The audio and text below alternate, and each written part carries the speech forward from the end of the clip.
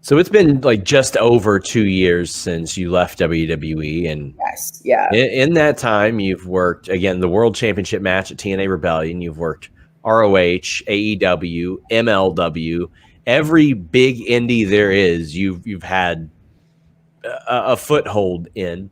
Did you expect all of that? Like, I mean, were you or what goes through your head during that period where you can't wrestle anywhere else, and then all of a sudden it's like, oh yeah, it looks like I'm going to be just fine out here.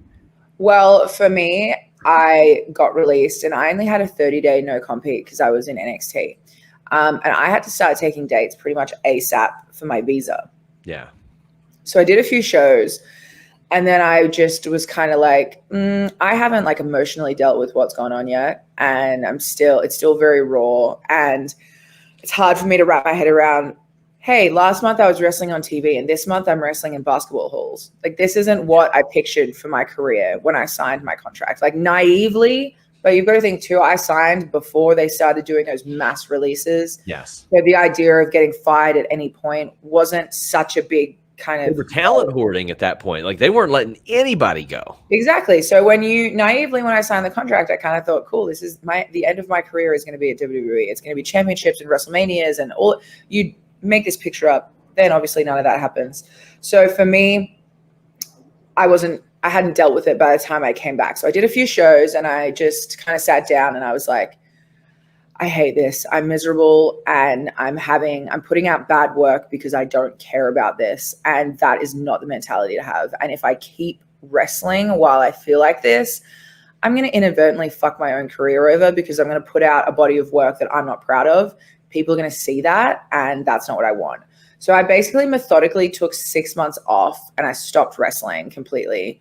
And I just had a huge break, which a lot of people don't realize because I just worked it on Twitter. Like, I still acted online, like I was busy and doing shit, but there was a period where I'm just a worker.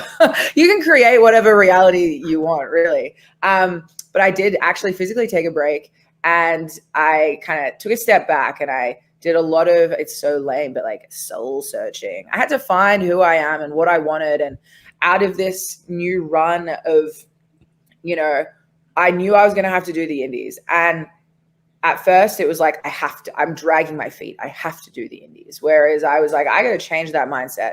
I get to do the indies. This is my chance to reinvent myself. And right now I don't have a boss. I don't have anyone telling me what I can wear, what I can say, what I can do. Like, this is the chance to reinvent myself, create a package that I want to be, and present that to everyone. So I sat down and I kind of got the wheels turning and got all my creative ideas together, and the ball started rolling from there. And it just so happened that pretty soon, like the month after I came back, I met Matt, and then it was game on from there.